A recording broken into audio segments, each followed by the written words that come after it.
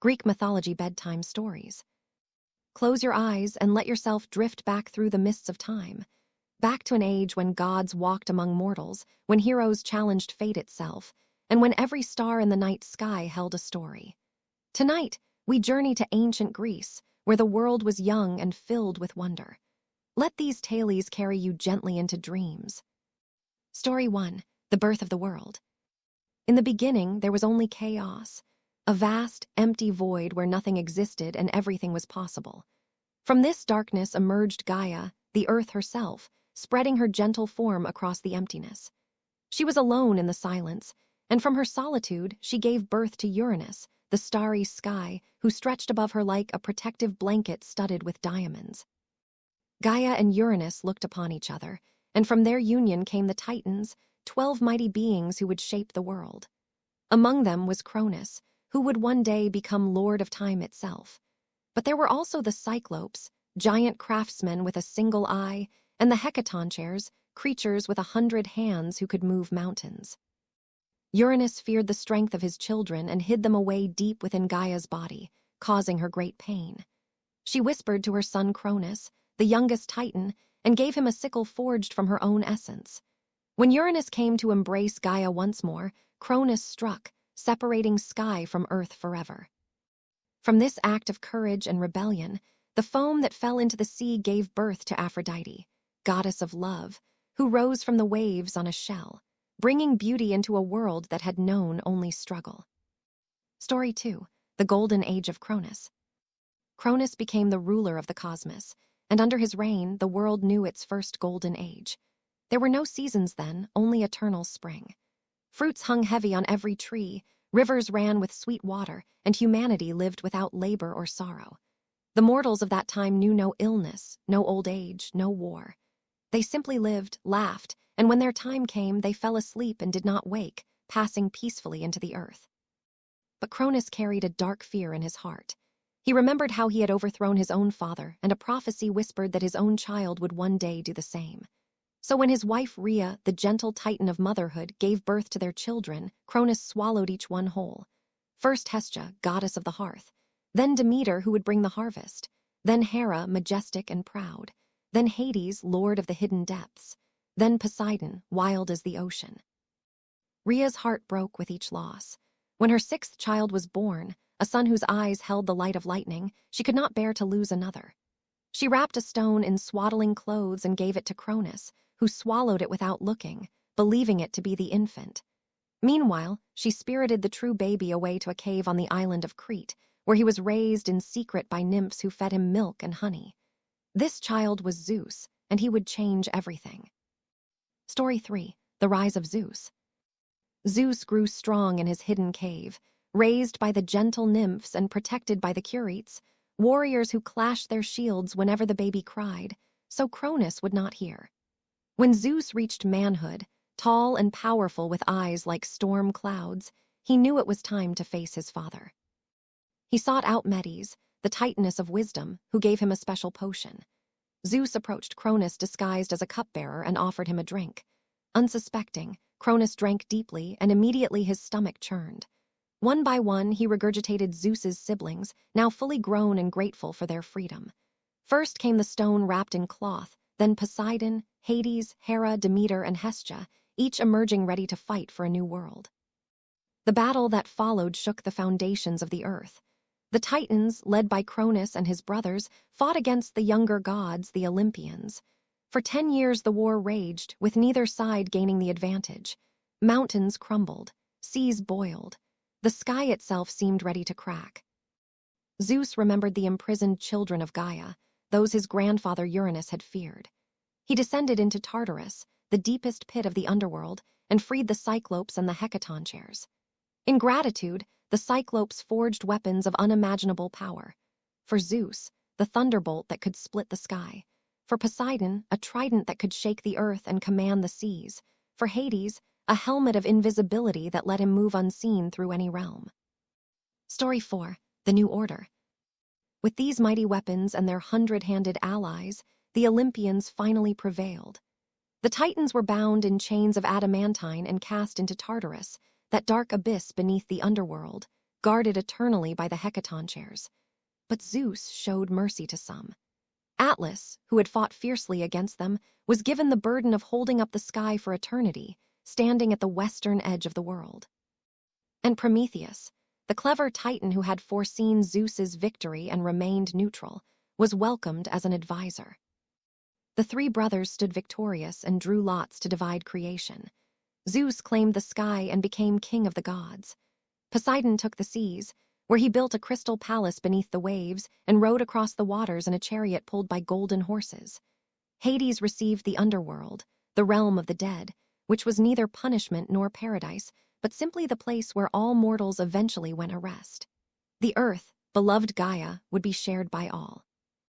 Zeus established his throne on Mount Olympus, the highest peak in all of Greece, where it touched the clouds. There he gathered the immortals around him, his sisters Hera and Demeter, his children yet to be born, and other gods who would join them. From this mountain, they would watch over the world, sometimes helping mortals, sometimes testing them, always weaving the great tapestry of fate. And so the age of the Olympians began, a time when gods loved and quarreled, when heroes would rise to challenge impossible tasks, and when every river, tree, and star held divine presence. The world was remade, and new stories were just beginning to unfold under Zeus's watchful eye. Story 5. Prometheus, Friend of Mankind. In those early days when the Olympians had just claimed their throne, the earth was populated with creatures of all kinds, but humanity was weak and helpless. They huddled in caves, shivering through cold nights, eating raw meat, and living in constant fear of the beasts that prowled the darkness. Prometheus, the Titan who had wisely sided with Zeus during the Great War, looked upon these mortals with deep compassion. Unlike the other immortals who saw humans as amusing playthings or ignored them entirely, Prometheus saw potential. He had been given the task of shaping humanity from clay, and he had crafted them to stand upright, gazing toward the heavens like the gods themselves. But Zeus had forbidden the gods from giving mortals too much power. He wanted humans to remain dependent on divine favor, to offer prayers and sacrifices, to know their place in the cosmic order. Fire, especially, was to remain the province of the gods alone, for fire meant warmth, protection, cooked food, and the ability to forge metal. Fire meant civilization. Prometheus could not bear to see his beloved humans suffer. One night, when the sky was dark and Zeus was occupied with other matters, the clever Titan climbed to the halls of Olympus. He approached the sacred hearth where Hestia tended the eternal flame, and he stole a glowing ember, hiding it inside the hollow stem of a fennel stalk. Then, moving like a shadow, he descended from the mountain and brought the precious gift to humanity. The mortals wept with joy when they saw the flame. They learned to keep it alive, passing it from hearth to hearth. They learned to cook their food, making it easier to digest and safer to eat. They learned to fire clay into pottery, to smelt metal into tools and weapons. They learned to gather around fires at night, telling stories and building communities. In one act of defiance, Prometheus had lifted humanity from mere survival into the beginnings of civilization. But Zeus saw the smoke rising from mortal fires, and his anger was terrible. Story 6. The Punishment of Prometheus. The king of the gods summoned Prometheus to Olympus, and the throne room fell silent as the Titan entered. Zeus's eyes flashed with lightning, and thunder rumbled in his voice. "You have defied me," Zeus declared. "You have given mortals what was forbidden. You have upset the balance I established." Prometheus stood tall, unrepentant. "I gave them only what they needed to survive, to thrive, to reach toward greatness. Would you have them remain helpless forever?" "That was not your choice to make," Zeus replied coldly. "And now you will learn that defying the gods comes with a price." Zeus ordered Hephaestus, the smith god, to forge unbreakable chains. Though Hephaestus admired Prometheus and pitied him, he could not disobey the king of the gods. With a heavy heart, he created chains that could not be broken by any force in the universe. Prometheus was taken to the Caucasus Mountains, to the very edge of the world where bitter winds howled and snow fell even in summer. There, he was chained to a cliff face, his arms spread wide, unable to move, unable to escape. But Zeus's punishment did not end there. Each day, as the sun rose, an enormous eagle would arrive, sent by Zeus himself. The eagle would tear at Prometheus's flesh and devour his liver. The Titan, being immortal, could not die, and each night his liver would regenerate, only to be torn out again the next day. This agony would continue for thousands of years, a warning to any who might think to challenge Zeus's authority. Yet even in his torment, chained to that frozen rock, Prometheus did not cry out. He did not beg for mercy or renounce his gift to humanity. He endured, knowing that somewhere below, mortals were thriving because of what he had done. And he held a secret in his heart, a prophecy he had foreseen but would not share with Zeus, knowledge that one day would lead to his freedom. Story 7, Pandora's Box. But Zeus was not finished with his revenge. If he could not undo Prometheus's gift, he would ensure that humanity would suffer in other ways. He called upon Hephaestus once more and commanded him to create something the world had never seen before, the first woman. Hephaestus shaped her from clay and water, crafting her with the same care he gave to his finest works. The gods each contributed to her creation. Athena dressed her in shimmering robes and taught her weaving and craft. Aphrodite gave her grace and the power to stir desire. Apollo blessed her with musical talent. Hermes gave her a cunning mind and a persuasive voice. She was made to be irresistible, a gift too beautiful to refuse. They named her Pandora, which means all-gifted, for she had received talents from all the gods. But Zeus added his own gift, something that seemed generous but concealed a darker purpose. He gave Pandora a beautiful sealed jar, intricately carved and impossibly tempting. "Never open this," Zeus warned her with a smile that didn't reach his eyes. "It is a wedding gift, but you must keep it closed always." Pandora was sent down to earth as a bride for Epimetheus, the brother of Prometheus. Epimetheus, whose name meant afterthought, was kind but not as clever as his brother. Prometheus had warned him, "Accept no gifts from Zeus." But when Epimetheus saw Pandora, so beautiful and talented, he forgot his brother's warning entirely. He welcomed her with joy, and they were married. For a time, they lived in happiness. But every day, Pandora would walk past the sealed jar, and every day her curiosity grew stronger. What could be so precious that Zeus himself had entrusted it to her? What could be so dangerous that it must never be opened? The questions buzzed in her mind like persistent bees. Finally, one day when Epimetheus was away, Pandora could resist no longer. Her hands trembling, she lifted the lid of the jar just a crack, just to peek inside. Immediately, a terrible darkness burst forth. Out poured all the sorrows and evils that would plague humanity forever. Disease with its fevered breath. Old age, bent and withered. Envy with its poisonous whispers. Greed never satisfied. War bloody and brutal. Famine hollow and hungry. Pain in all its forms.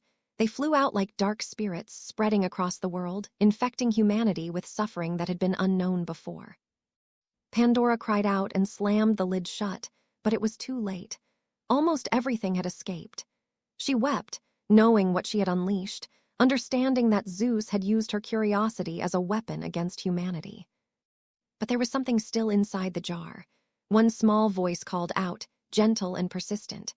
Pandora, with shaking hands, opened the lid once more, just slightly. Out fluttered one last spirit, delicate and luminous.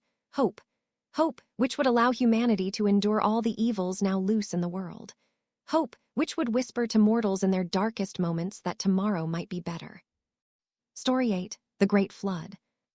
The evils from Pandora's jar spread quickly, and humanity changed.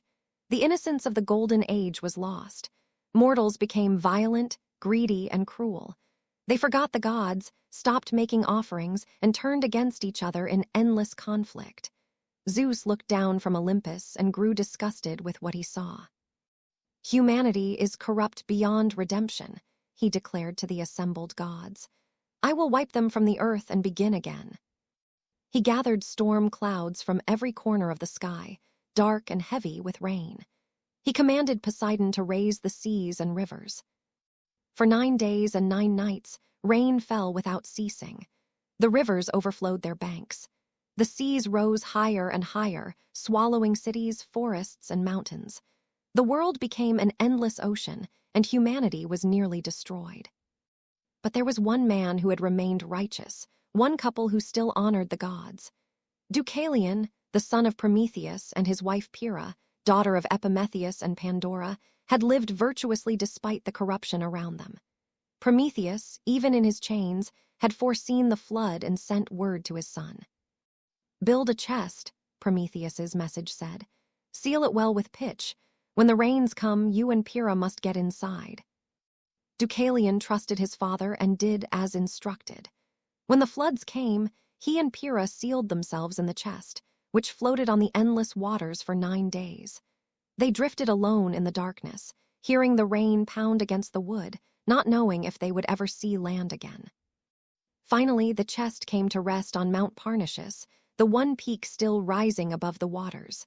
When the couple emerged, they found themselves alone in a silent, empty world. The rain had stopped, but humanity was gone.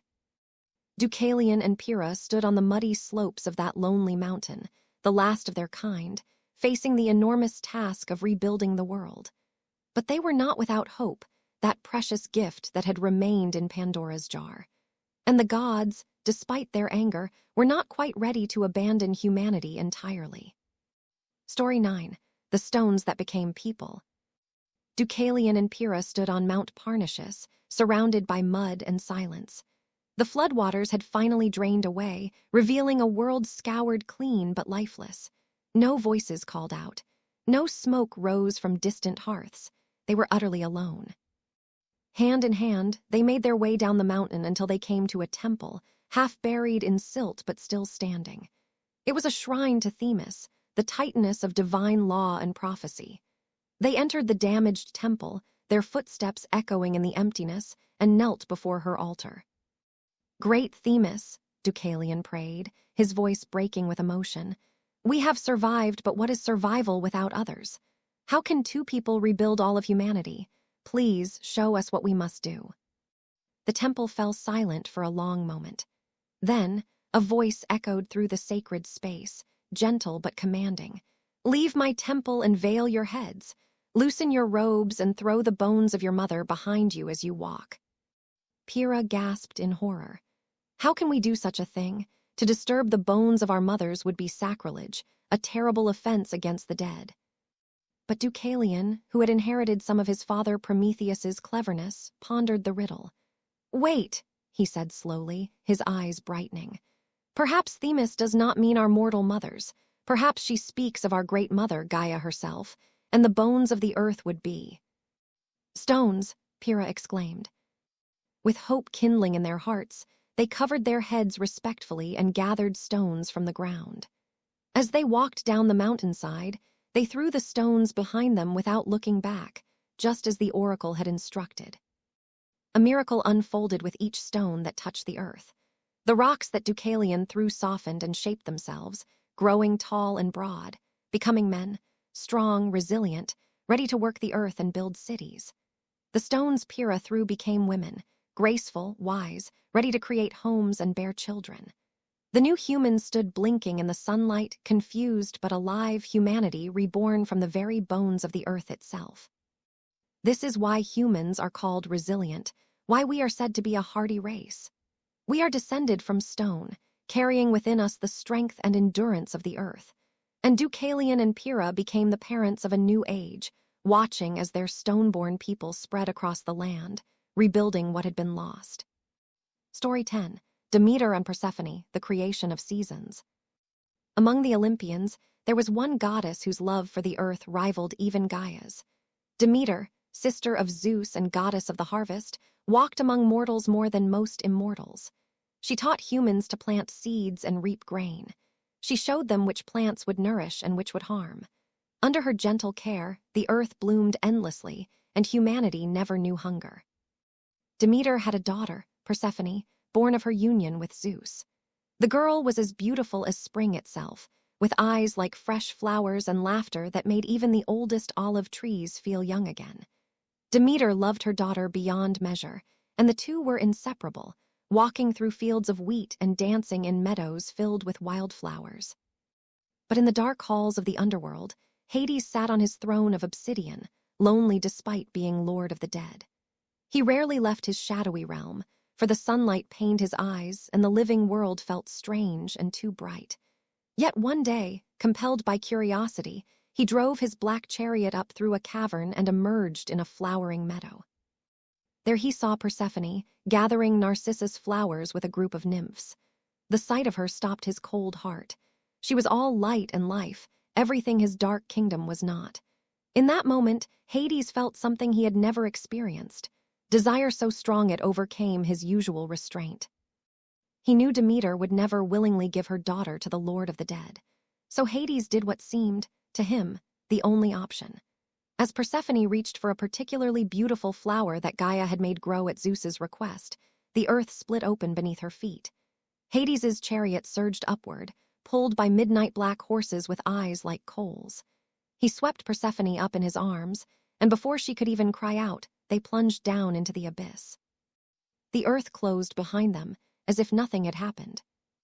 Persephone's scream echoed across the world, but by the time Demeter came running, her daughter was gone. Only the scattered flowers remained, their petals crushed in the grass. Demeter's grief was immediate and all-consuming. She searched everywhere, calling her daughter's name until her voice grew hoarse. She questioned every god, every nymph, every mortal. She wandered the earth for 9 days and 9 nights without eating, without sleeping, without pausing. Her tears fell like rain, but they brought no life, only sorrow. When no one could tell her where Persephone had gone, Demeter's grief turned to anger. If the world would not return her daughter, then the world would share her pain. She withdrew her blessings from the earth. The crops withered in the fields. Trees dropped their leaves and refused to grow new ones. Flowers closed their petals and would not open. The ground became hard and barren. Humanity began to starve, their prayers to the gods going unanswered, for Demeter would not listen. On Olympus, Zeus grew concerned. He had known of Hades's plan, had even tacitly approved it, thinking his brother deserved companionship. But he had not anticipated Demeter's reaction, nor the devastation it would cause. Mortals were dying, and without mortals to worship them, what were the gods? Finally, Zeus sent Hermes, the messenger god, down to the underworld with a command. Hades must release Persephone. Story 11. The Pomegranate Seeds. Hermes descended into the shadowy realm of the dead, his winged sandals carrying him past the river Styx, past the 3-headed dog Cerberus, into the throne room where Hades sat with Persephone beside him. In the months she had been in the underworld, Persephone had changed. At first, she had wept constantly, refusing to eat or drink, begging to be returned to her mother. But Hades, in his way, had been kind to her. He was not cruel, only lonely. He showed her the strange beauty of his realm, the fields of asphodel where ordinary souls wandered in peaceful memory, the glittering caves filled with precious gems, the strange flowers that bloomed in eternal twilight. He spoke to her with respect, never forcing her, patiently waiting for her anger to soften. And slowly, Persephone had begun to see the underworld differently. There was a quiet peace here, a rest that the bright, busy world above never offered. The dead came here weary from life, and here they found release. Hades, despite his grim reputation, was just, ruling fairly over all who entered his domain. When Hermes delivered Zeus's message, Hades's face grew dark, but he knew he could not refuse the king of the gods. "You are free to go," he told Persephone quietly. "I will not keep you against Zeus's command." Persephone felt a surprising pang of sadness. She missed her mother desperately, yes, but she had also grown to understand this strange, dark god. "I will go," she said softly. But as she stood to leave, Hades offered her one last gesture. "Before you depart, will you not break your fast? You have eaten nothing all this time." He held out a pomegranate, deep red and glistening. Perhaps Persephone was simply hungry after her long fast.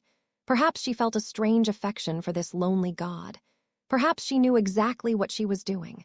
Whatever the reason, she took the fruit and ate 6 seeds, their juice staining her lips like wine. Hermes gasped, for he knew the ancient law.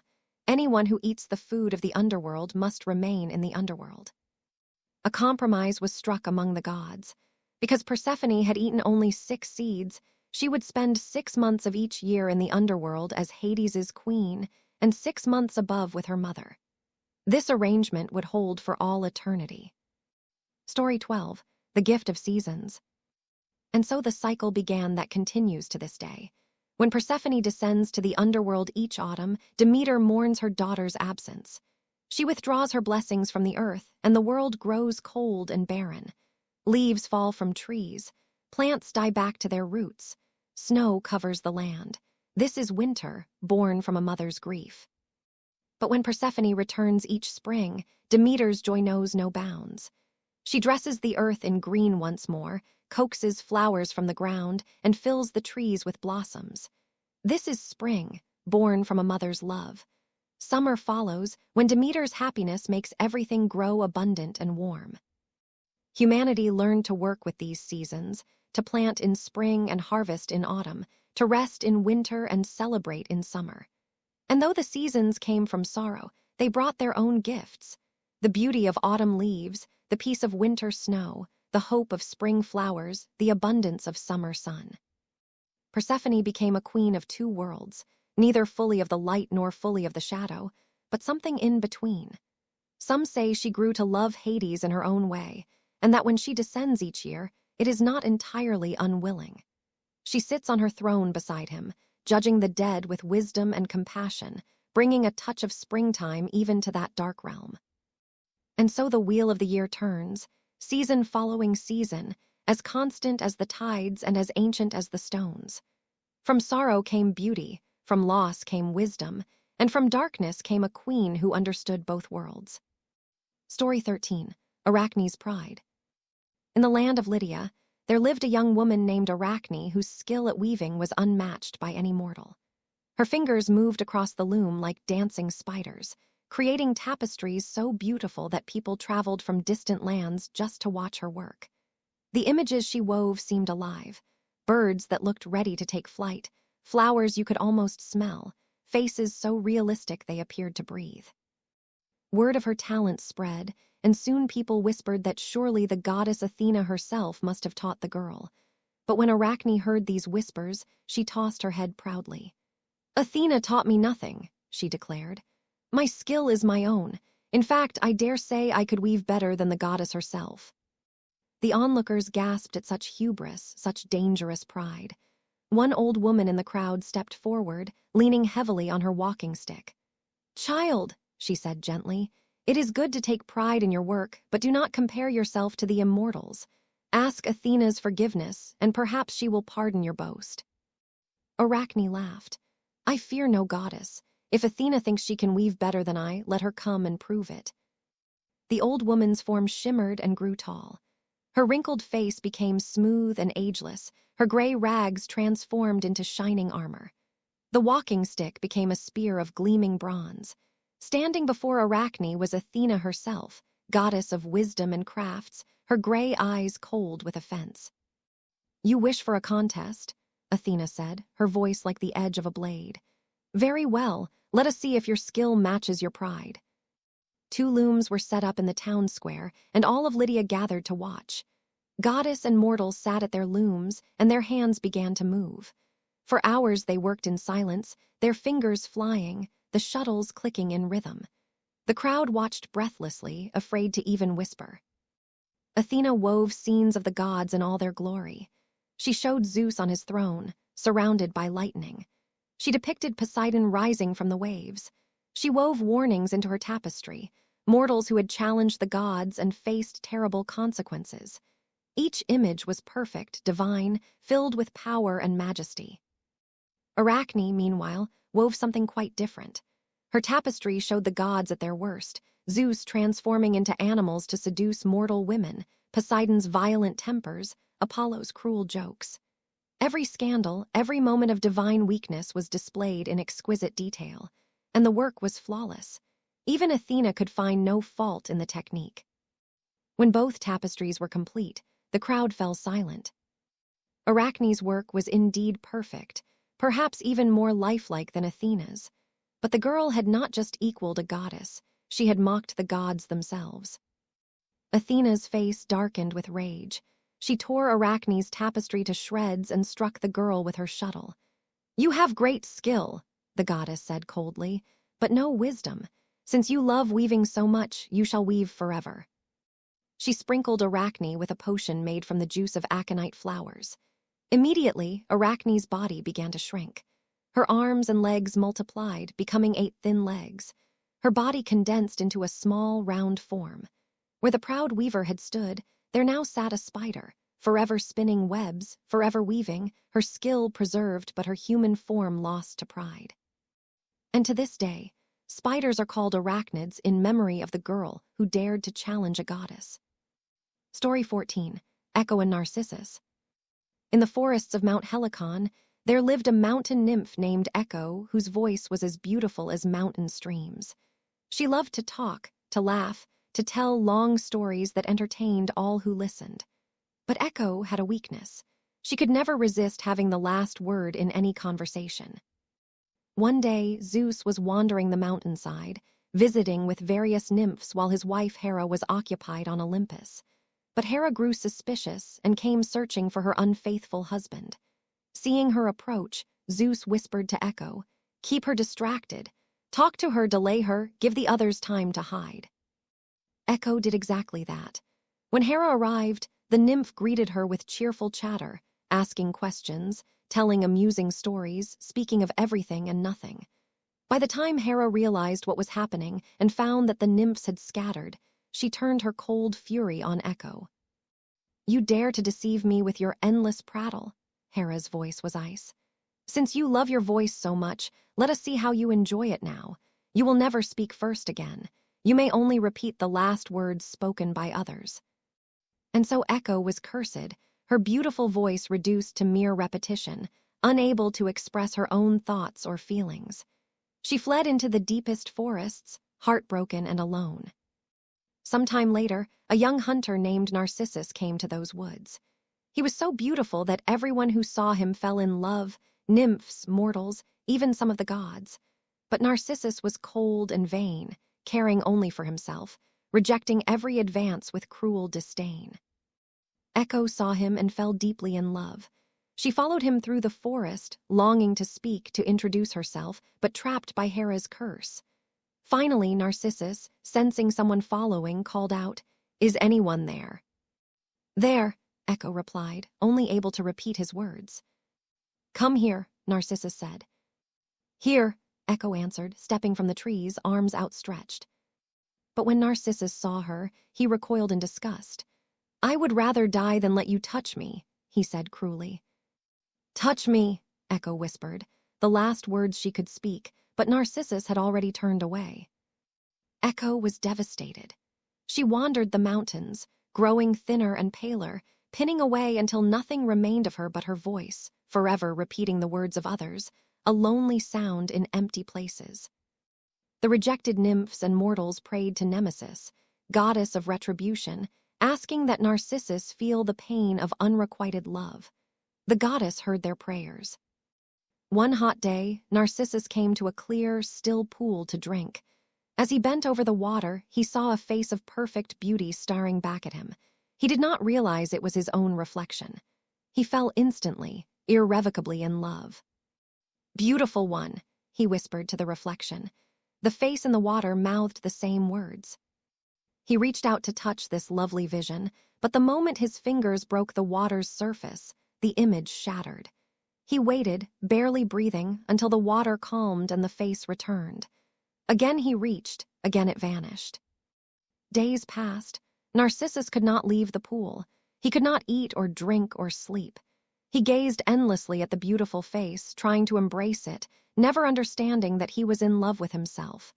Slowly, like Echo before him, he wasted away. As he lay dying by the pool, he whispered one last time, "Farewell." And Echo, still lingering in those woods, repeated softly, "Farewell." Where Narcissus died, a flower grew, white petals surrounding a golden center, forever bending toward its reflection in the water. We call it the Narcissus, and it blooms each spring, beautiful and solitary, in memory of the youth who loved only himself. Story 15. King Midas and the Golden Touch. In the kingdom of Phrygia, there ruled a king named Midas who loved gold above all else. His treasury overflowed with coins and treasures, yet he always wanted more. He would run his hands through piles of gold, counting his wealth late into the night, happier with his riches than with his family or his people. One day, Midas's servants brought before him an old, drunken satyr they had found passed out in the royal rose garden. The creature was disheveled and confused, but Midas recognized the signs of divinity. Instead of punishing the intruder, Midas treated him kindly, offering him food, wine, and a comfortable place to rest. After 10 days of hospitality, the satyr revealed his identity. He was Silenus, oldest and wisest of the satyrs, companion and teacher to Dionysus, god of wine and revelry. Dionysus himself appeared to thank Midas for his kindness. "Name your reward," Dionysus said, his eyes bright with wine and divine power. "Whatever you wish, I will grant it." Midas's heart raced. Here was his chance for true wealth beyond imagining. "I wish," he said, "that everything I touch would turn to gold." Dionysus's smile faltered. "Are you certain? Think carefully about what you ask." But Midas was already dreaming of infinite wealth. "Yes, that is my wish."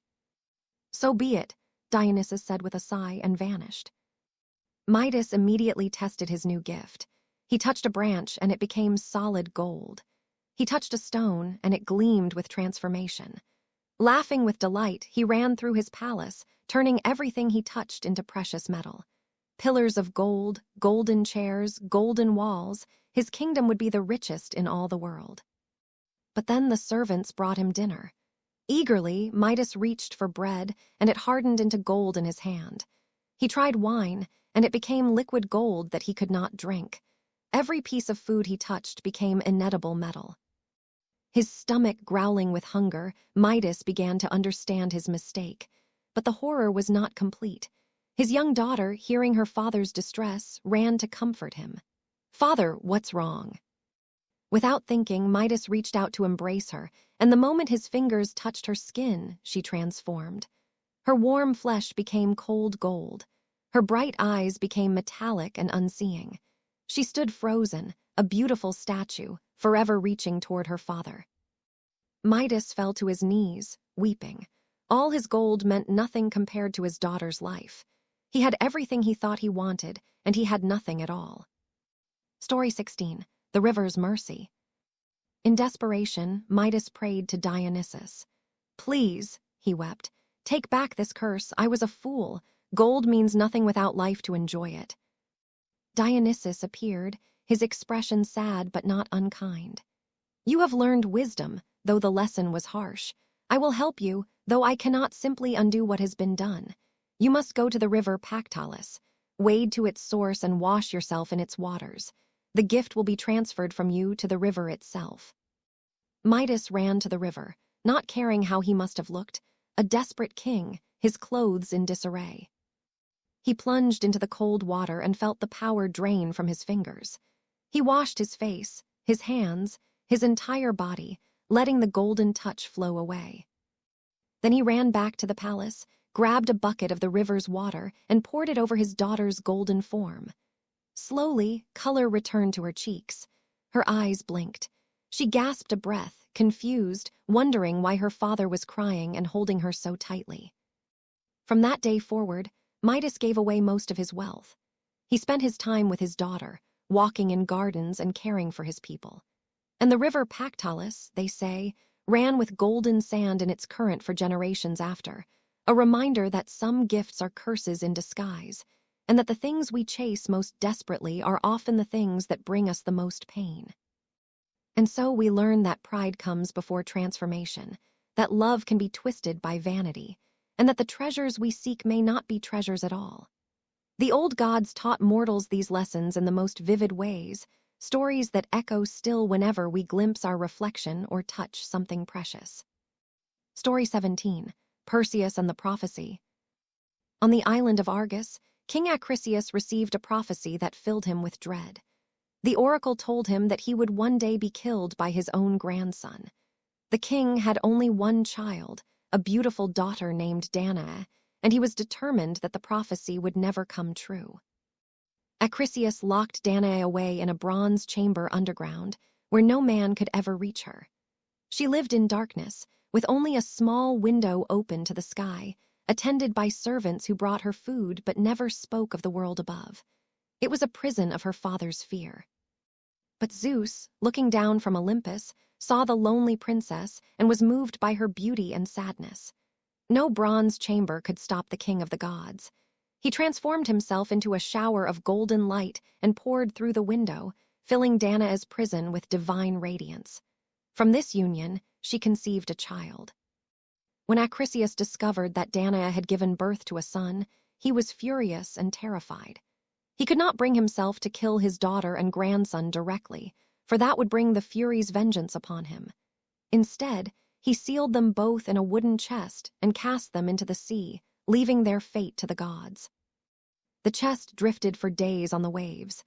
Danae held her infant son close, singing to him softly, protecting him from the cold spray. Finally, the chest washed ashore on the island of Seriphos, where a kind fisherman named Dictys found them and offered them shelter. Danae named her son Perseus, and he grew strong and brave on that island, learning to fish and swim, knowing nothing of prophecies or kings. For many years, they lived peacefully, but Perseus's destiny was only beginning to unfold. When Perseus became a young man, the king of Seriphos, Polydex, fell in love with Danae. She refused his advances, and Perseus stood protectively by his mother's side. Polydex, growing frustrated, devised a plan to send Perseus away, perhaps forever. He announced a great feast where every guest must bring a gift of horses. Perseus, being poor, had no horses to give. "Then bring me something else," Polydex said with a cruel smile. "Bring me the head of Medusa, the Gorgon." The hall fell silent. Everyone knew that Medusa was a monster whose gaze turned living beings to stone. Her head was crowned with writhing serpents instead of hair, and her face was so terrible that no one who looked upon it survived. It was a suicide mission, and Polydex knew it. But Perseus, young and proud, accepted the challenge.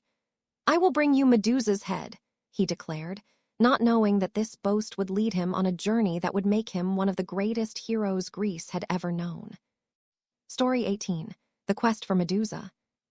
Perseus set out with nothing but his courage, not knowing where to find Medusa or how to defeat her.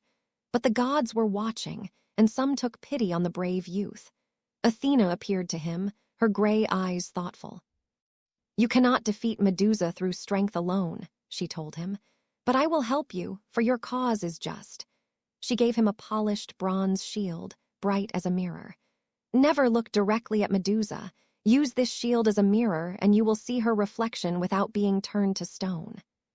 Hermes descended next, landing lightly on his winged sandals.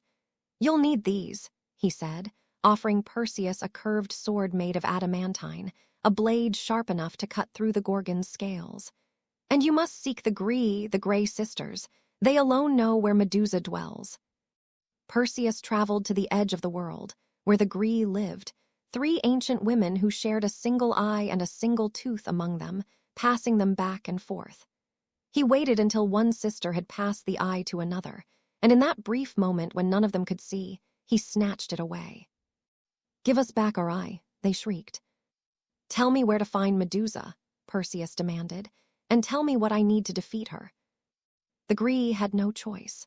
They told him that he must first visit the nymphs who guarded 3 sacred objects: winged sandals like Hermes's own, a cap of invisibility belonging to Hades, and a special bag that could safely hold Medusa's head. They gave him directions to the Gorgon's lair, and only then did Perseus return their eye. With the nymph's gift secured, Perseus flew across the sea on his winged sandals, invisible in Hades's cap. He came at last to a desolate island where the ground was littered with stone statues, warriors, travelers, animals, all those who had glimpsed Medusa and met their frozen fate. There in a cave, he found the 3 Gorgon sisters sleeping. 2 were immortal and could not be killed, but Medusa, the youngest, was mortal despite her monstrous form. Once, long ago, she had been a beautiful maiden, but that is a different story. Now she slept among her serpents, dreaming whatever monsters dream. Perseus approached backward, watching her reflection in Athena's shield. He could see the snakes coiling around her head, could see the terrible beauty of her cursed face. With one swift stroke of his adamantine sword, he severed her head.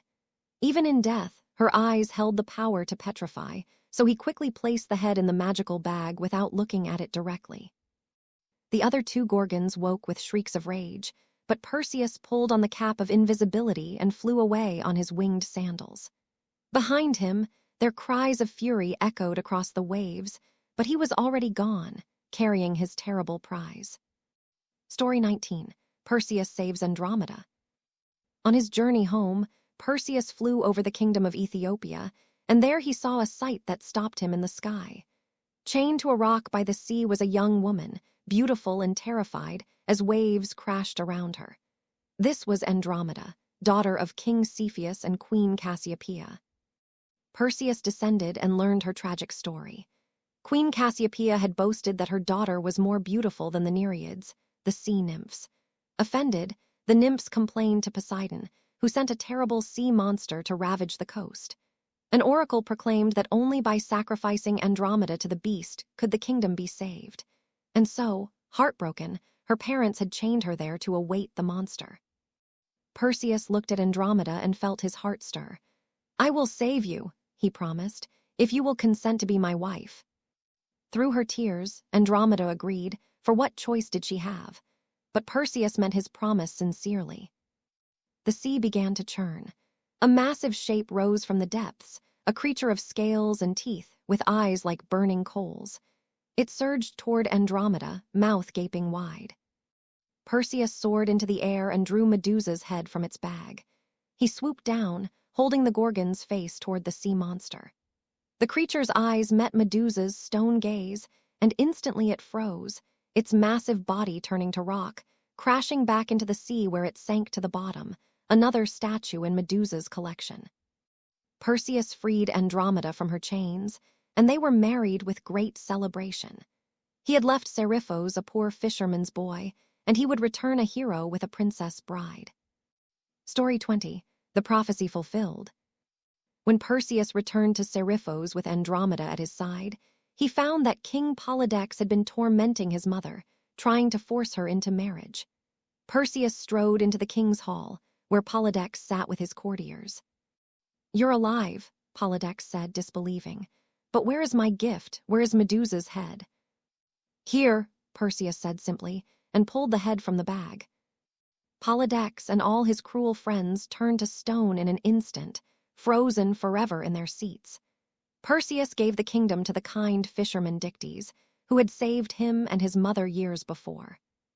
Finally, Perseus decided to return to Argos to meet his grandfather, King Acrisius. But when Acrisius heard that Perseus was coming, he fled, still terrified of the prophecy. He traveled to the city of Larissa, hoping to escape his fate. Perseus, not knowing his grandfather had fled, followed him there. In Larissa, games were being held in honor of the king. Perseus, famous now as a hero, was invited to participate. During the discus throw, Perseus hurled the disc with all his strength, but a sudden gust of wind caught it, carrying it off course into the crowd. The discus struck an old man in the stands, killing him instantly. When Perseus ran to see who had been hit, his heart sank. It was Acrisius, his grandfather. The prophecy had come true after all, not through murder or intent, but through accident and fate. No one could escape what the fates had woven. Perseus, grieving, gave his grandfather a hero's funeral. He could not bear to rule in Argos, the kingdom stained with this tragedy, so he exchanged kingdoms with another king and ruled elsewhere, justly and well, with Andromeda by his side. And when Perseus died, the gods placed him among the stars, along with Andromeda and her mother Cassiopeia, forever immortalized in the night sky. Thus ended the tale of Perseus, the hero born of golden light, who faced monsters and fulfilled prophecies, who learned that even the greatest heroes cannot escape their destiny. His story reminds us that courage and kindness matter, even when fate has already been decided. Story 21. The birth of Heracles. Zeus, ever wandering, ever loving, fell in love with a mortal woman named Alcmene, wife of the noble Amphitryon. She was known throughout Thebes for her virtue and beauty, and Zeus desired her above all others. He came to her disguised as her own husband, and from this union, Alcmene conceived a son who would be both blessed and cursed by his divine heritage. But Hera, Zeus's wife, discovered the deception. Her rage was terrible, for this child would be a constant reminder of her husband's infidelity. She could not destroy the child. Zeus had declared that the next son born in the line of Perseus would become the greatest hero and rule over all others, but she could make his life a torment. Hera used her power to delay the birth of Alcmene's child while hastening the birth of another infant in Perseus's line. Thus, Eurystheus was born first and claimed the right to rule, while the mighty son of Zeus came into the world second, his destiny altered by Hera's spite. Alcmene named her son Heracles, which means glory of Hera, hopping to appease the goddess. But Hera's hatred only grew stronger. When Heracles was just 8 months old, sleeping peacefully in his cradle alongside his mortal twin brother Iphicles, Hera sent 2 enormous serpents to strangle the infants. The snakes slithered into the nursery, their scales gleaming in the moonlight. Iphicles woke screaming in terror, but baby Heracles sat up calmly. As the serpents coiled toward him, fangs bared, he reached out with his tiny hands and grasped each snake by the throat. His grip was like iron. The serpents thrashed and writhed, but Heracles only squeezed harder, laughing as if it were a game. When Alcmene and Amphitryon rushed in, they found Heracles playing with the dead serpents, while Iphicles cowered in the corner. They knew then that this child was no ordinary mortal, and they raised him to be worthy of his divine strength. Story 22. The Madness and the 12 Labors. Heracles grew into a man of extraordinary power. He was trained by the greatest teachers. Chiron the centaur taught him archery and medicine, Linus taught him music, and various heroes taught him wrestling and combat. He married Megara, princess of Thebes, and they had children together. For a time, Heracles knew happiness. But Hera had not forgotten her hatred. She sent a madness upon Heracles, a divine frenzy that clouded his mind and made him see enemies where there were none. In his madness, believing he was fighting his foes, Heracles killed his own wife and children. When the madness lifted and he saw what he had done, his grief was unbearable. He wished for death, but the gods had other plans. Heracles traveled to the oracle at Delphi, seeking redemption. The priestess told him he must serve his cousin Eurystheus, the king who had stolen his birthright, for 12 years. During this time, Eurystheus would set him tasks, labors so difficult that no ordinary man could accomplish them. If Heracles completed all 12, he would be purified of his crime and granted immortality. And so began the legendary 12 labors of Heracles, tasks designed to be impossible, meant to break even the strongest hero.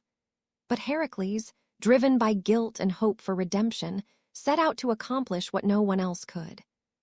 His first labor was to slay the Nemean lion, a massive beast whose hide was impervious to all weapons. Arrows bounced off it, swords shattered against its skin. Heracles tracked the lion to its cave, and finding his weapons useless, wrestled the creature with his bare hands. For hours they struggled until finally Heracles strangled the beast. Afterward, he used the lion's own claws to skin it, and wore its impenetrable hide as armor for the rest of his days. The second labor was to kill the Lernaean Hydra, a serpent with 9 heads that grew in a swamp near Lerna. This creature was even more terrible than the lion, for whenever Heracles cut off one head, 2 more would grow in its place. With his nephew Iolaus at his side, Heracles devised a plan. As he cut off each head, Iolaus would immediately sear the wound with a burning torch, preventing new heads from growing. Finally, only the immortal head remained, which Heracles buried under a massive rock. He dipped his arrows in the Hydra's poisonous blood, making them deadly forever after. Story 23. More labors of the hero.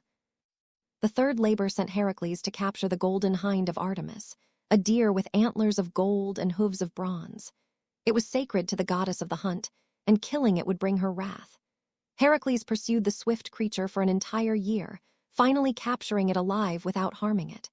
Artemis appeared, angry at first, but when Heracles explained his quest for redemption, she permitted him to borrow her sacred deer briefly.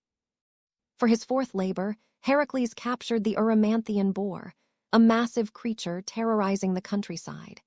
He chased it into deep snow, where it became exhausted, then bound it in chains and carried it on his shoulders back to Eurystheus, who was so terrified he hid in a large jar. The fifth labor was perhaps the most humiliating, but showed Heracles' willingness to do anything for redemption. He was commanded to clean the Augean stables in a single day. These stables housed thousands of cattle and had not been cleaned in 30 years. The filth was mountainous, the task impossible. But Heracles diverted 2 rivers, the Alpheus and the Peneus, to flow through the stables, washing away decades of waste in hours. Even in the most demeaning task, he found a way to succeed. The sixth labor took him to Stymphalos, where man-eating birds with bronze beaks and metallic feathers terrorized the population. Athena gave Heracles a rattle made by Hephaestus. The noise startled the birds into flight, and Heracles shot them down with his poisoned arrows. For the seventh labor, he traveled to Crete to capture a magnificent bull that was ravaging the island, the same bull that had fathered the Minotaur. Heracles wrestled it into submission and brought it back alive to Eurystheus. The eighth labor sent him to Thrace, where King Diomedes owned 4 man-eating horses. Heracles fed the cruel king to his own horses, which tamed them, and he brought them back to Mycenae. Story 24. The Final Labors. The ninth labor took Heracles to the land of the Amazons to retrieve the girdle of Hippolyta, their queen. The Amazon queen, impressed by his reputation, was willing to give him the belt peacefully. But Hera, still plotting against him, spread a rumor among the Amazons that Heracles planned to kidnap their queen. In the battle that followed, Hippolyta was killed, and Heracles took the girdle from her body, grieving that Hera's hatred had caused more innocent death. For his 10th labor, Heracles had to steal the cattle of Geryon, a monster with 3 bodies joined at the waist. The journey took him to the edge of the world, where he set up 2 great pillars, the pillars of Heracles, at the strait that would one day be called Gibraltar. He defeated Geryon and herded the cattle back across all of Europe. The 11th labor took him even further, to the Garden of the Hesperides at the world's western edge, where golden apples grew on a tree guarded by nymphs and a 100-headed dragon. Heracles found Atlas, the Titan condemned to hold up the sky. He offered to take Atlas's burden temporarily if Atlas would retrieve the apples, as the garden's guardians would not oppose a Titan. Atlas agreed, grateful for the break. When he returned with the apples, he suggested keeping his freedom, but clever Heracles asked Atlas to hold the sky just for a moment while he adjusted his cloak. Atlas, falling for the trick, took the sky back, and Heracles left with the golden apples. The final labor was the most dangerous, to descend into the underworld and bring back Cerberus, the 3-headed dog that guarded its gates. Heracles traveled to the land of the dead, and Hades agreed to let him take Cerberus, but only if he could overpower the beast without weapons. Heracles wrestled the massive hound into submission, brought it to the surface to show Eurystheus, and then returned it safely to the underworld, for the boundaries between life and death must be maintained. With all 12 labors complete, Heracles was purified and promised immortality, though his mortal life still held many more adventures and sorrows before he would ascend to Olympus. And so Heracles proved that even the strongest can fall, and even the fallen can rise again through perseverance and redemption. His labors remind us that the impossible becomes possible when we refuse to surrender, when we carry our burdens with courage and continue forward, no matter how heavy the weight. Story 25. Theseus and the Minotaur. In the beautiful city of Athens, there lived a dark tradition born of ancient defeat. Years before, King Minos of Crete had waged war against Athens after his son was killed there. Athens lost, and the price of peace was terrible. Every 9 years, Athens must send 7 young men and 7 young women to Crete as tribute. These youths were locked in the labyrinth, an impossible maze designed by the genius inventor Daedalus, where they would wander lost until they were devoured by the Minotaur, a creature with the head of a bull and the body of a man, born from Queen Pasiphae's cursed union with a sacred bull. The time came once more for the tribute to be sent. The families of Athens wept, knowing their children might be chosen. But Theseus, son of King Aegeus and heir to the throne, made a bold decision. "I will go as one of the 14, he declared. "I will slay the Minotaur and end this horror forever." His father begged him not to go, but Theseus was determined. "When I return victorious," he promised. "I will change the black sails of the tribute ship to white sails, so you will know from afar that I live." Theseus and the 13 others sailed to Crete, where King Minos greeted them with cold satisfaction. But someone else was watching. Ariadne, Minos's daughter, saw Theseus and fell deeply in love with his courage and determination. She could not bear the thought of him dying in the labyrinth. Secretly, Ariadne went to Daedalus, the labyrinth's creator, and asked for his help. The old inventor was sympathetic. He gave her a simple ball of thread. "The labyrinth's difficulty is not in reaching the center," he explained, "but in finding the way back out. Let Theseus tie one end of this thread at the entrance and unwind it as he walks. He can follow it back, no matter how far he goes or how many turns he takes." That night, Ariadne crept to where the Athenian youths were imprisoned. She gave Theseus the thread and a sword. "I will help you," she whispered, "if you promise to take me away from here and make me your wife. I cannot stay in Crete after betraying my father." Theseus agreed, and when dawn came, the 14 were led to the labyrinth's entrance. The great bronze doors opened, revealing only darkness and the smell of death. Theseus tied Ariadne's thread to the entrance and stepped inside, the others following close behind. The labyrinth was a nightmare of identical corridors, turning back on themselves, leading nowhere. Bones littered the floor. The sound of the minotaurs breathing echoed from every direction at once, making it impossible to know where the beast lurked. For hours they walked, the thread unwinding behind them, going deeper and deeper into the maze. Finally, they reached a large chamber at the labyrinth's heart. There, packing and snorting, was the minotaur, massive, powerful, with eyes that held a terrible mixture of human intelligence and animal rage. It was a tragic creature, neither fully man nor fully beast, imprisoned in this maze as both guardian and prisoner. The minotaur charged with a bellow that shook the stone walls. Theseus met it head-on. They wrestled in the darkness, the beast's strength against Theseus's courage and skill. The young hero dodged the creature's horns, struck with his sword, rolled away from crushing blows. The battle seemed endless, but finally Theseus found an opening and drove his blade deep. The minotaur fell, and the ancient curse was broken. Following the thread back through the twisting passages, Theseus led the 13 others to freedom. They emerged into the starlight, alive and victorious, where Ariadne waited with tears of joy. Story 26, The Abandoned Princess. Theseus and the rescued Athenians fled Crete with Ariadne, sailing through the night to escape King Minos's wrath. They stopped at the island of Naxos to rest and gather supplies. Ariadne, exhausted from the ordeal, fell into a deep sleep on the beach.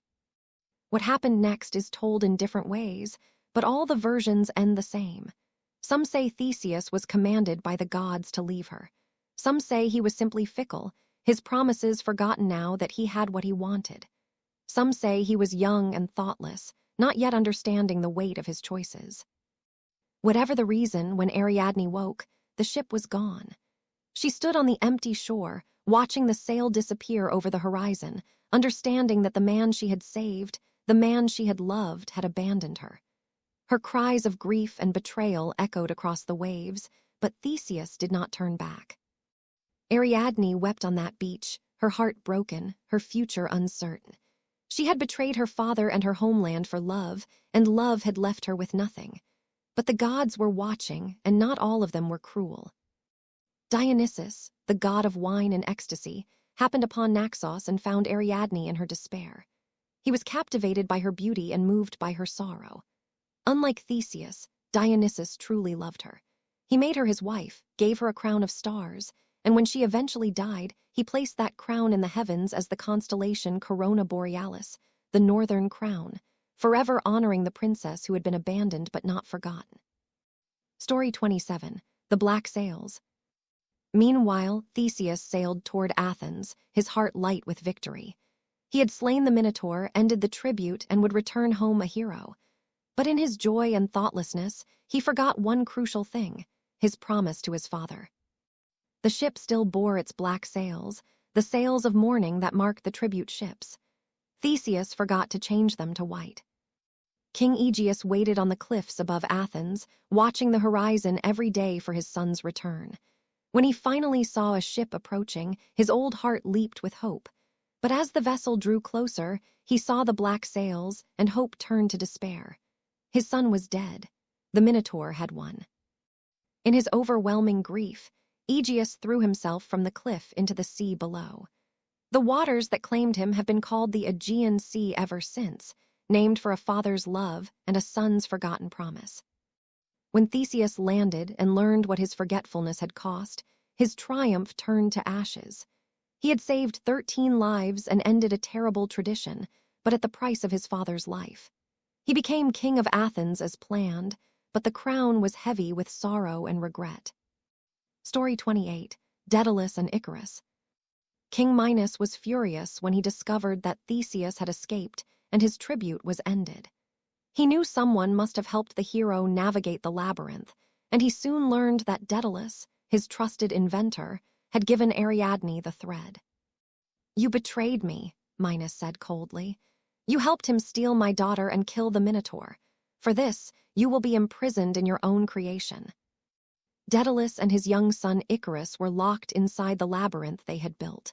They knew every twist and turn, so they easily reached the center and found their way out again, but guards waited at every exit.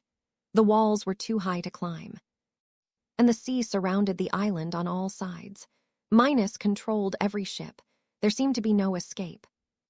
But Daedalus was the greatest inventor in all of Greece, and imprisonment only sharpened his ingenuity. He watched the seabirds soaring overhead, free to come and go as they pleased. "We cannot leave by land or sea," he told his son, "so we must leave by air." He gathered feathers that the birds had dropped, from the smallest sparrow feathers to the largest gull plumes. He found wax from the labyrinth's torches. Carefully, methodically, working in secret, he constructed 2 pairs of wings, one for himself and one for Icarus. He bound the feathers together with thread and sealed them with wax, creating structures that mimicked the bird's wings. When the wings were complete, Daedalus strapped them to Icarus's shoulders and his own. "Listen carefully, my son," he said, his voice serious. "This is very important. You must fly the middle course. If you fly too low, the sea's moisture will clog the feathers and drag you down. But if you fly too high, the sun's heat will melt the wax and the wings will fall apart. Stay between sea and sun. Follow me and do not stray." Icarus nodded, excited and nervous. They climbed to the highest point of the labyrinth and leaped into the sky. The wings worked. They caught the air and held. Father and son flew over the walls, over the guards, over the ships in the harbor. Minos's men could only watch in amazement as the prisoners escaped on wings like gods. At first, Icarus followed his father carefully, keeping to the middle path. But flying was exhilarating, glorious, intoxicating. The wind rushed past him, the world spread below like a map. He felt powerful, almost divine. Slowly, he began to drift upward, climbing higher and higher. "Icarus," Daedalus called out, "remember what I told you, not too high." But Icarus, drunk on the joy of flight, climbed higher still. He wanted to touch the clouds, to soar with the eagles, to reach the heavens themselves. Up and up he went, until he was closer to the sun than any mortal had ever been. The warmth felt wonderful at first, then hot, then burning. The wax began to soften, then to drip. One feather came loose, then another, then dozens all at once. Suddenly the wings were disintegrating and Icarus was falling. He cried out for his father, but it was too late. He plummeted from the sky and plunged into the sea below. Daedalus turned at his son's cry, but could only watch helplessly as the boy disappeared beneath the waves.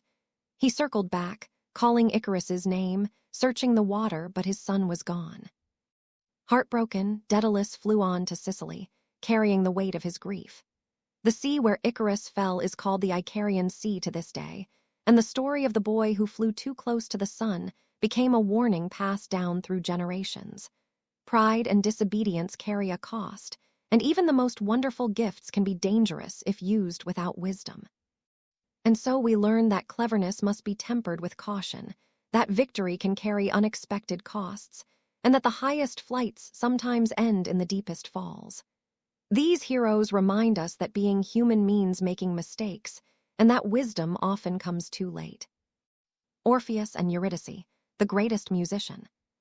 There once lived a musician named Orpheus whose talent surpassed all mortals and even challenged the gods. His father was Apollo, god of music, and his mother was the muse Calliope.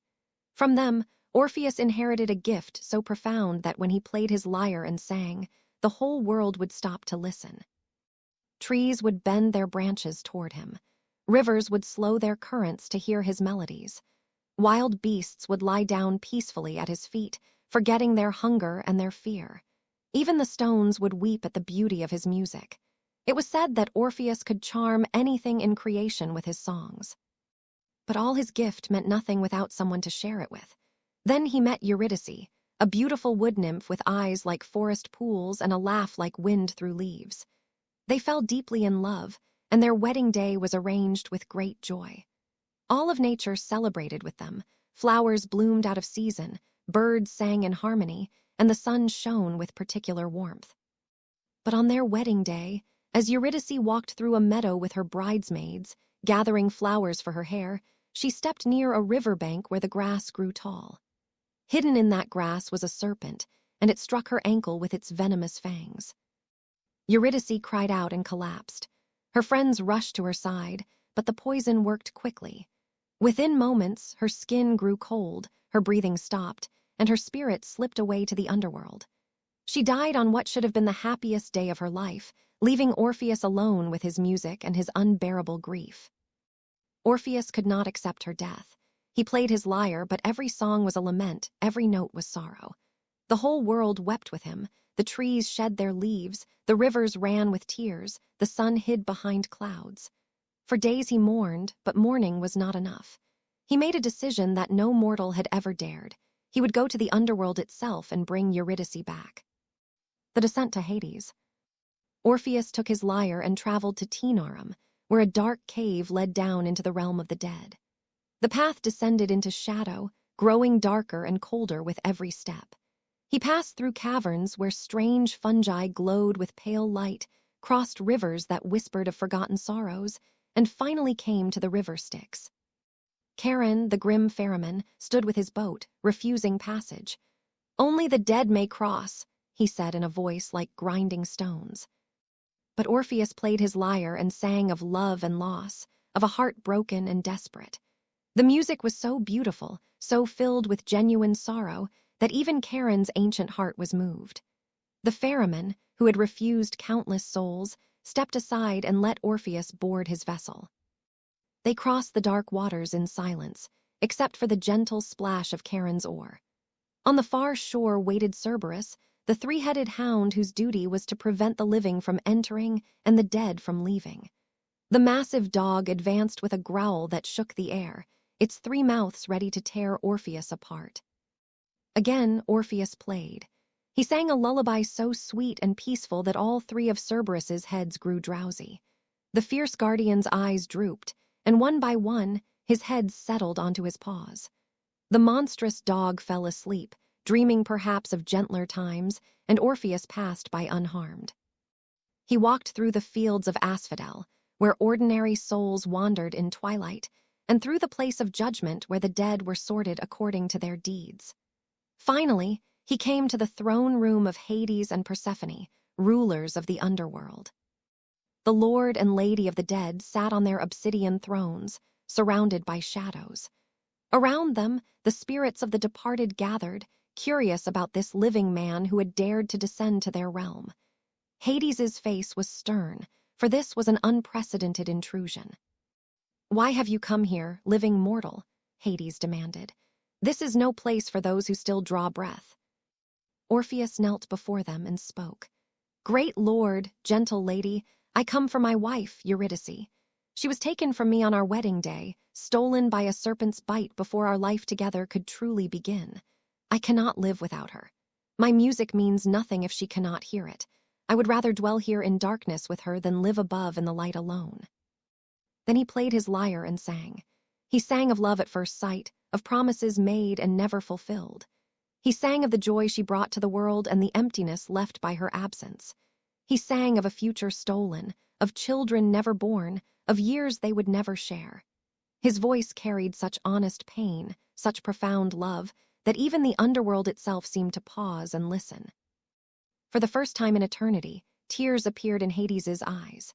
Persephone, who understood loss and longing, wept openly.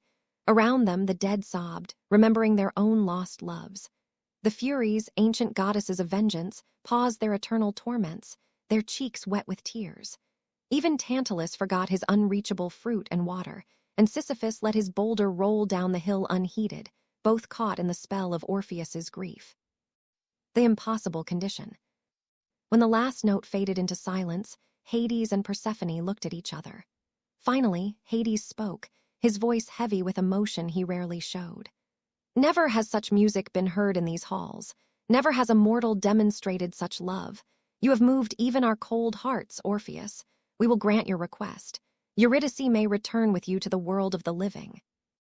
Orpheus's heart soared with hope, but Hades raised his hand. However, there is a condition. You must walk ahead of her as you leave the underworld. You cannot look back at her, cannot turn to see if she follows. Only when you have reached the surface, when you both stand in the sunlight once more, may you turn and embrace her. If you look back even once before then, she will be lost to you forever, and she can never return a second time. It was a cruel condition, a test of trust and faith, but Orpheus had no choice. I understand, he said. I will not look back. Eurydice was summoned from the crowds of the dead. She appeared pale and confused, her form more shadow than substance, but she was there. Her eyes found Orpheus, and a smile crossed her ghostly face. She stepped forward to walk behind him. Orpheus began the long journey back. He climbed the winding path, listening for her footsteps behind him. But she was a shade now, insubstantial as mist, and her footsteps made no sound. He heard only his own feet on the stone, his own breathing in the silence. Doubt crept into his mind like poison. Was she really there? Had Hades truly released her, or was this a cruel trick? Perhaps she had stumbled and fallen behind. Perhaps she was lost in the darkness. The silence behind him was unbearable. He climbed higher, and the path grew steeper. Still, he heard nothing. He wanted to call her name, but feared breaking the spell. He wanted to reach back for her hand, but dared not touch her. All he could do was walk and trust and hope. The light of the upper world appeared ahead, a pale glow that grew stronger with each step. He was almost there, almost safe. Just a few more steps and they would both stand in the sunlight.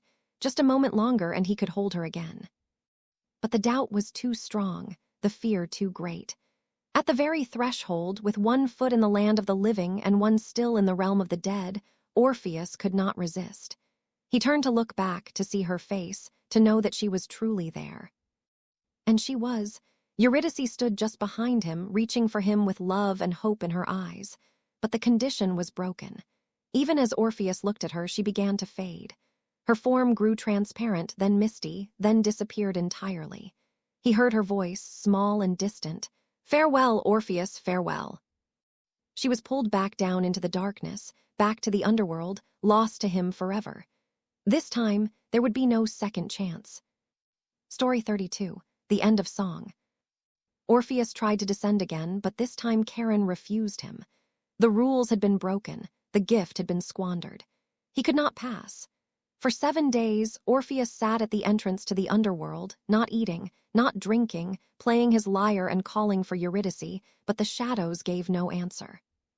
Finally, he returned to the world above, but he was a broken man. He wandered the hills of Thrace, playing songs of loss and sorrow. He refused the company of others, wanted nothing to do with joy or celebration.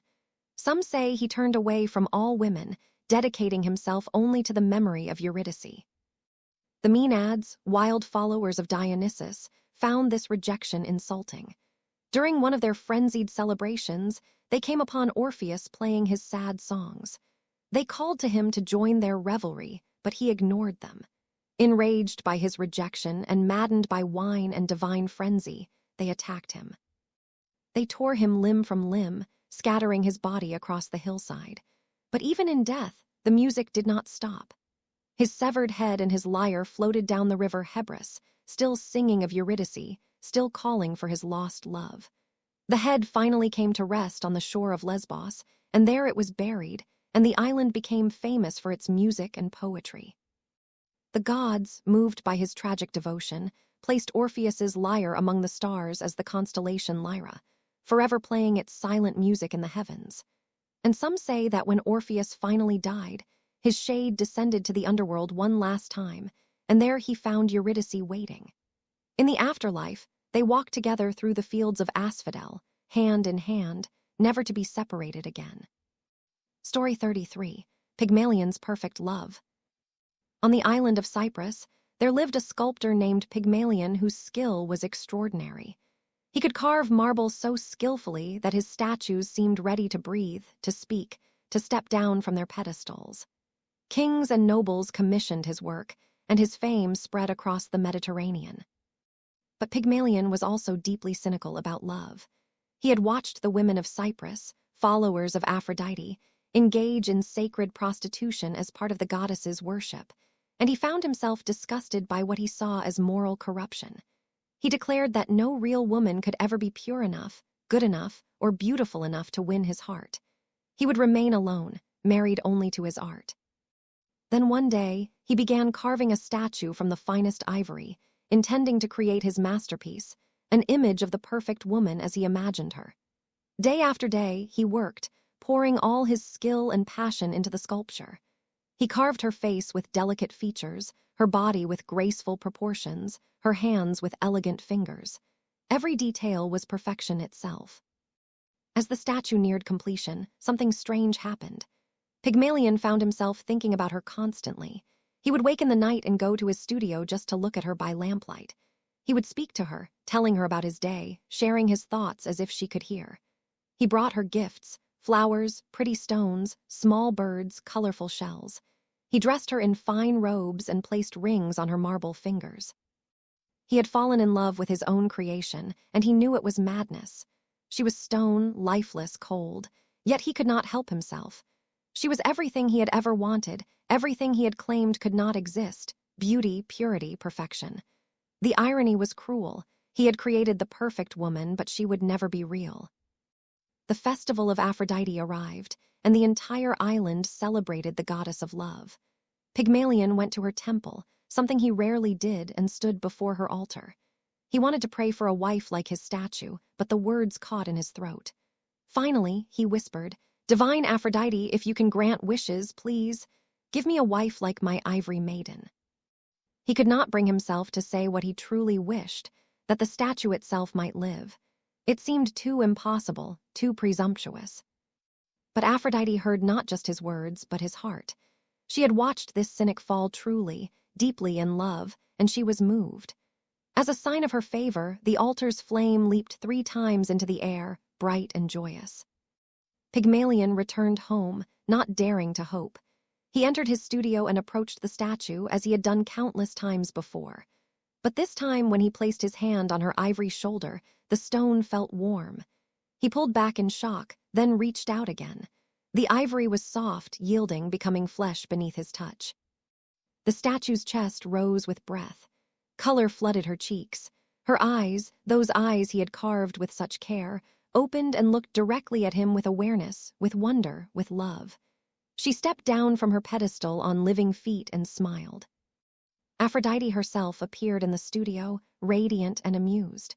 "You scorned love and women," she said to Pygmalion, "yet you have proven that love can blossom even in the most skeptical heart.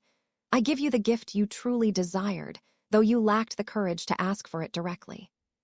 Pygmalion named his living bride Galatea, and they were married with Aphrodite's blessing. In time, they had a daughter named Paphos, who gave her name to the city that became Aphrodite's most sacred place. And Pygmalion learned that perfection is not found in cold stone, but in the warm, breathing reality of love. Story 34. Atalanta the huntress who would not marry. In the wild forests of Arcadia, there lived a girl named Atalanta who had been abandoned as a baby because her father wanted a son. Left on a mountainside to die, she was instead found and nursed by a she-bear, and later raised by hunters. She grew up strong, swift, and skilled with the bow, becoming one of the finest hunters in all of Greece. Atalanta had no interest in marriage or domestic life. She had been raised free, and she intended to stay that way. She hunted with the men, ran faster than anyone, and asked for nothing more than the thrill of the chase and the freedom of the forest. Her fame spread when she joined the Caledonian boar hunt, a legendary quest to kill a massive boar sent by Artemis to ravage the land. Many heroes joined the hunt, including Meleager, Jason, and others. But it was Atalanta who first wounded the beast with her arrow, and she was given the boar's hide as a trophy, though some of the men grumbled that a woman had shown them up. As Atalanta's renown grew, many men sought to marry her. They were drawn by her beauty, her skill, and the challenge she represented. But Atalanta had received a prophecy. If she married, disaster would follow.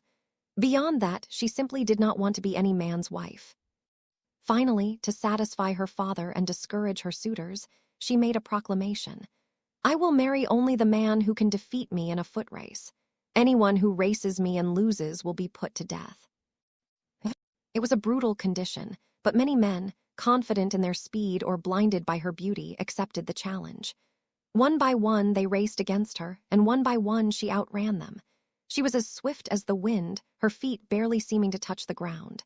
And one by one, the failed suitors met their deaths, their heads displayed as a warning to others. Still, more men came, unable to resist the challenge. Then a young man named Hippomenes came to race her. He had watched her run and knew he could not win by speed alone. So he prayed to Aphrodite, goddess of love, who had grown frustrated with Atalanta's rejection of marriage and romance. "Help me win her," Hippomenes pleaded, "and I will honor you always." Aphrodite gave him 3 golden apples from the garden of the Hesperides, the same divine fruit that Heracles had once obtained. "Use these wisely," the goddess advised. The race began, and immediately Atalanta pulled ahead, her legs moving with impossible grace and speed. Hippomenes ran his hardest but was quickly falling behind. Then, following Aphrodite's counsel, he threw one of the golden apples ahead of Atalanta to the side of the track. The apple gleamed with such unearthly beauty that Atalanta could not help but glance at it. The distraction cost her only a second, but that second allowed Hippomenes to gain ground. She picked up the apple quickly and continued, soon pulling ahead again. Hippomenes threw the second apple, farther this time. Again, Atalanta's eyes were drawn to its radiance. Again, she paused, just briefly to collect it, and again Hippomenes closed the distance. Now they were approaching the finish line, and Atalanta was once more in the lead. Hippomenes threw his third and final apple, this time off the track, forcing Atalanta to veer aside to retrieve it. That moment was enough. Hippomenes crossed the finish line first, gasping and exhausted, while Atalanta stood holding the 3 golden apples, defeated for the first time in her life. According to the rules she herself had set, she had to marry him. Some versions say she was angry at first, then grew to love Hippomenes. Others say she was secretly relieved, for Hippomenes had proven himself clever as well as determined, and perhaps she had grown tired of running. They were married, and for a time they were happy. Story 35, The Lion's Curse. But happiness in Greek tales rarely lasts forever, and Hippomenes made a fatal error. In his joy at winning Atalanta, he forgot to thank Aphrodite for her help. The goddess, whose gift had made his victory possible, was insulted by his ingratitude. One day, Hippomenes and Atalanta were traveling and came upon a sacred temple. Some say it was Zeus's temple, others claim it belonged to Cybele, the mother goddess. Overcome with desire for his beautiful wife, and thoughtless of where they were, Hippomenes pulled Atalanta into the temple's sacred chamber, and there they made love. This was a terrible sacrilege. Temples were holy spaces, not places for mortal passion. The god or goddess whose temple they had defiled was furious. As punishment for their disrespect, both Hippomenes and Atalanta were transformed into lions, condemned to pull the chariot of the goddess Cybele forever. But there was a particular cruelty to this curse. The ancient Greeks believed that lions could not mate with their own kind, only with leopards. So even though Hippomenes and Atalanta remained together, they could never truly be together as they once were. They would spend eternity side by side, but apart, a punishment for both Hippomenes' forgotten gratitude and their shared disrespect for the sacred. Story 36, Baucis and Philemon, True Devotion. not all transformations were punishments. Some were gifts for the virtuous, as the tale of Baucis and Philemon shows. Zeus and Hermes sometimes enjoyed walking among mortals in disguise, testing the hospitality and character of humans. One day, they came to a region of Phrygia, disguised as weary travelers, and knocked on door after door seeking shelter and food. At every house, they were turned away. The people saw only poor vagabonds and wanted nothing to do with them. Door after door slammed in their faces. Finally, they came to the humblest dwelling of all, a tiny cottage with a thatched roof, barely more than a shack. An elderly couple lived there, Baucis and Philemon, who had been married for decades and had grown old together in poverty but in love.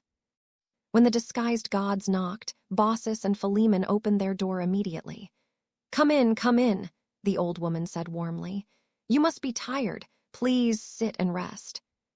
"We have little," Philemon added, "but what we have is yours." They brought out their best chairs, lit a fire, and prepared a meal. They had only simple food: olives, radishes, eggs, cheese, and a bit of wine so thin it was almost water. But they served it with such genuine warmth and kindness, apologizing that they could not offer more, that the food seemed like a feast. As the meal continued, Baucis noticed something miraculous. The wine jug never emptied. No matter how many times she poured, it remained full. She and Philemon looked at each other in wonder, then at their guests with new understanding. They fell to their knees. "Forgive us, great gods," Philemon said. "We did not know. If we had, we would have slaughtered our only goose for you." Zeus smiled kindly and revealed himself and Hermes. "You have shown true hospitality," Zeus said, "expecting nothing in return.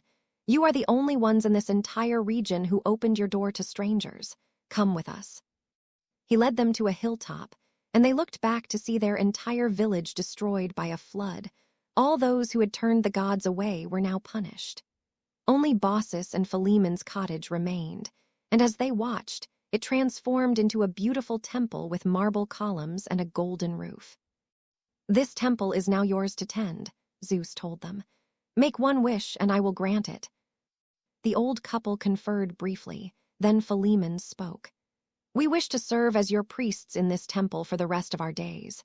And when death comes, let it come to both of us at the same moment, so that neither must live without the other." "So shall it be," Zeus promised. For many years, Baucis and Philemon served in the temple, growing even older, but always together, always devoted. Then one day, as they stood outside the temple greeting visitors, Philemon noticed bark growing on Baucis's arms. At the same moment, she saw leaves sprouting from his fingers. They were transforming into trees, Baucis into a linden, Philemon into an oak. But they did not fear. As the transformation took them, they had just enough time to say to each other, "Farewell, my love." And then they were trees, their trunks intertwined, their branches embracing, standing together forever as they had wished, never to be parted, even in this new form. And so we see that transformation can be curse or blessing, punishment or gift. The gods could be cruel, yes, but also generous to those who showed kindness, devotion, and respect. In change, there is often truth revealed about who we truly are. Story 37, Odysseus, the long journey home. After the great Trojan War ended, all the Greek heroes set sail for home, eager to see their families after 10 long years of battle. But for Odysseus, king of Ithaca, the journey home would take another 10 years, filled with trials that tested not his strength, but his cunning and his will to survive. Odysseus had angered Poseidon by blinding the god's son, the Cyclops Polyphemus. In revenge, the sea god made Odysseus's voyage a nightmare of storms and detours. His ships were blown to the land of the lotus eaters, where his men ate flowers that made them forget their homes and want only to stay forever in mindless bliss. Odysseus had to drag them back to the ships by force. They encountered the Cyclops Polyphemus, who trapped them in his cave and ate several of Odysseus's men. But clever Odysseus got the giant drunk, told him his name was Nobody, and blinded him with a burning stake. When Polyphemus cried out that nobody was hurting him, the other Cyclopes thought he was going mad. Odysseus and his remaining men escaped by clinging to the bellies of the giant's sheep. They came to Aeolia, where the wind god Aeolus gave Odysseus a bag containing all the harmful winds, leaving only favorable breezes to carry them home. But when Ithaca was in sight, his foolish crew opened the bag, thinking it contained treasure. The winds burst out and blew them far off course. The enchantress Circe turned half his men into pigs, but Odysseus, protected by a magical herb from Hermes, resisted her magic and forced her to restore them.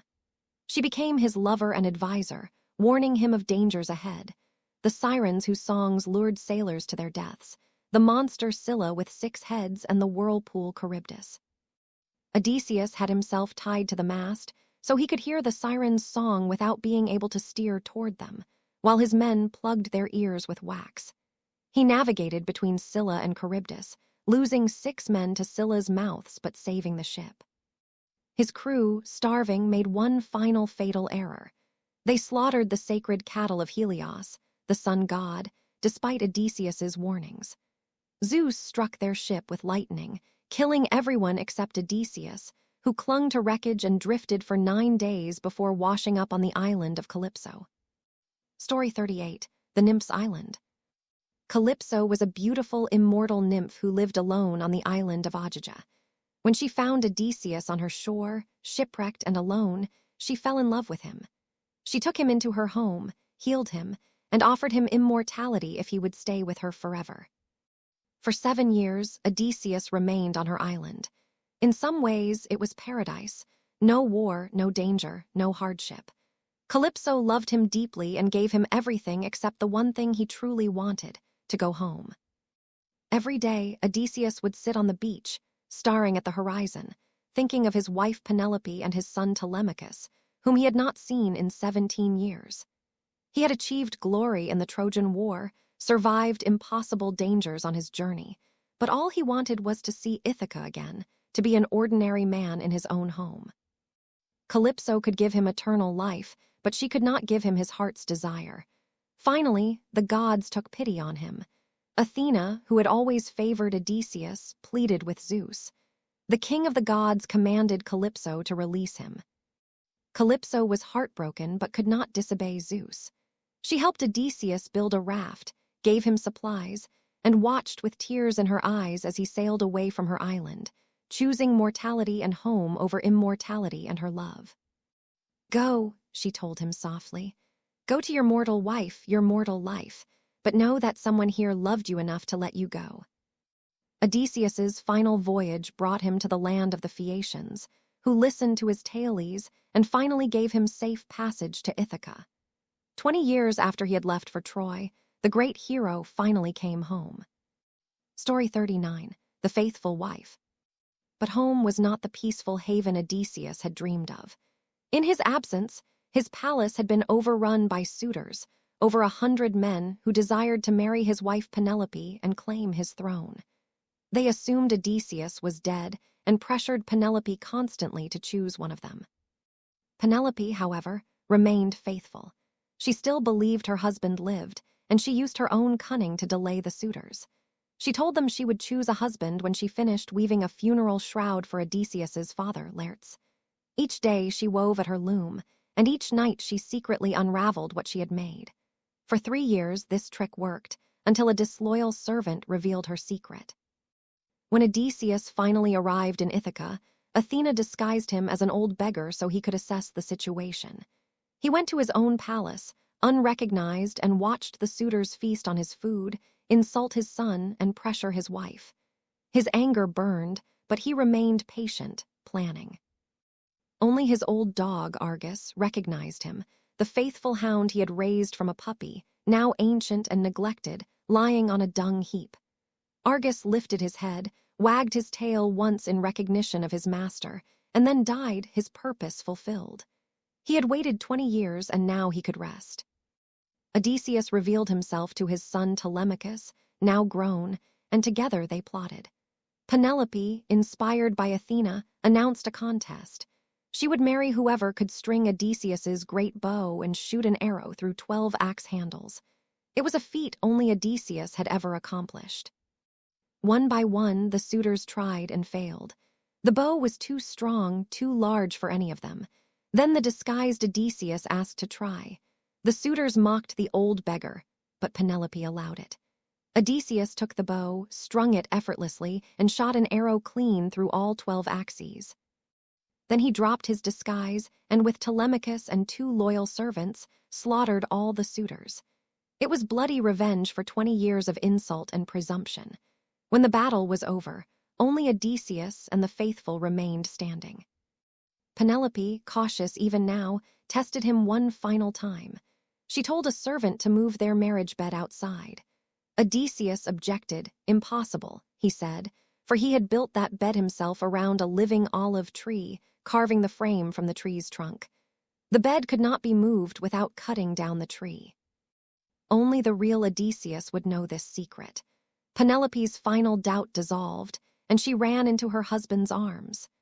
After 20 years of separation, 20 years of war and wandering, 20 years of patience and faith, they were finally reunited.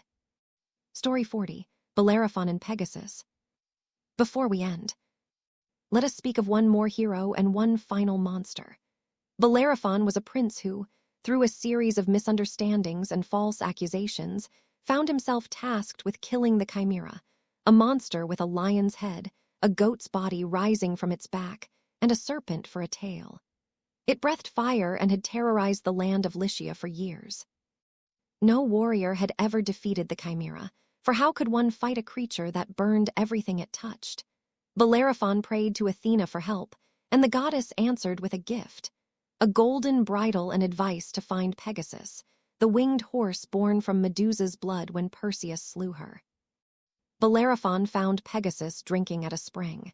Using Athena's golden bridle, he tamed the magnificent creature, and they formed a bond. Together they took to the skies, the first hero to fight from the air. When Bellerophon found the Chimera, he attacked from above, where the creature's flames could not reach. He shot arrows into it, and finally, on Athena's advice, attached a lump of lead to his spear and thrust it into the Chimera's throat. The monster's fiery breath melted the lead, which poured down its throat and solidified in its stomach, killing it from within. Bellerophon returned victorious and was honored throughout Greece, but pride overtook him. He believed that since he had accomplished such impossible feats, he was now equal to the gods. He attempted to ride Pegasus up to Mount Olympus itself to take his place among the immortals. Zeus, offended by this hubris, sent a gadfly to sting Pegasus. The horse bucked, and Bellerophon fell from the sky, tumbling back to earth. He survived but was crippled and blinded, spending the rest of his days wandering alone, a broken man who had flown too high. Pegasus, however, reached Olympus and became Zeus's thunderbolt carrier, flying across the sky forever among the gods. Story 41, Psyche and Eros, the soul in love.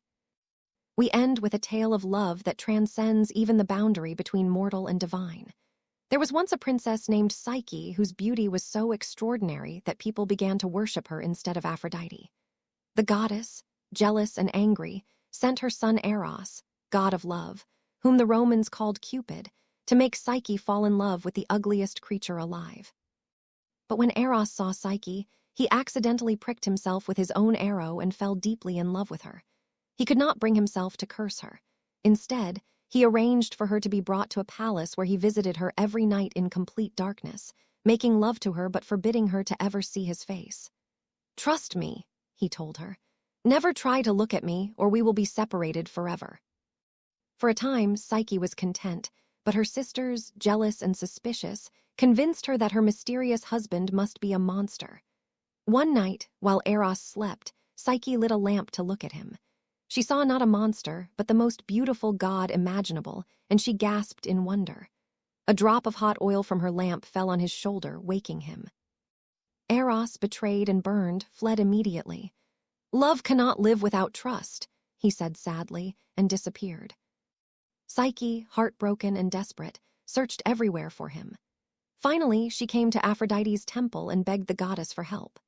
Aphrodite, still angry, set her impossible tasks, sorting an enormous pile of mixed grains by morning, gathering golden fleece from vicious sheep, filling a flask with water from the river Styx, and finally descending to the underworld to fetch a box of beauty from Persephone. With help from ants, a reed, an eagle, and a tower, Psyche completed each task. But on her return from the underworld, curiosity overcame her again. She opened Persephone's box, hoping to use some beauty for herself. Instead, a deadly sleep poured out and she collapsed. Eros, who still loved her despite her betrayal, found her and woke her with a kiss. He pleaded with Zeus to make Psyche immortal so they could be together forever. Zeus, moved by their devotion, agreed. Psyche drank ambrosia and became a goddess, and she and Eros were married properly on Olympus. Their daughter was named Hedon, which means pleasure, and Psyche's name, which means soul, reminds us that the soul and love are forever intertwined. Even a goddess could not defeat true love, and even a mortal soul could rise to immortality through perseverance and faith. And so our journey through Greek mythology comes to a close. We have walked from the birth of the cosmos to the union of soul and love, from the mightiest gods to the humblest mortals. These stories have been told for thousands of years, whispered around fires, carved in stone, painted on pottery, and now shared with you in the quiet darkness before sleep. The ancient world sleeps, but its stories never do. They live on in every telling, in every listener, in every dream. You carry these tales with you now, these lessons of courage and caution, love and loss, pride and redemption. Let them settle into your mind like stars finding their places in the night sky. Let them guide you into peaceful dreams where heroes still walk and gods still watch over the world. Sleep now, dear listener, surrounded by stories as ancient as time itself. Sleep deeply, sleep peacefully, sleep well. The tales are told, the night is gentle, rest now, rest now. The end.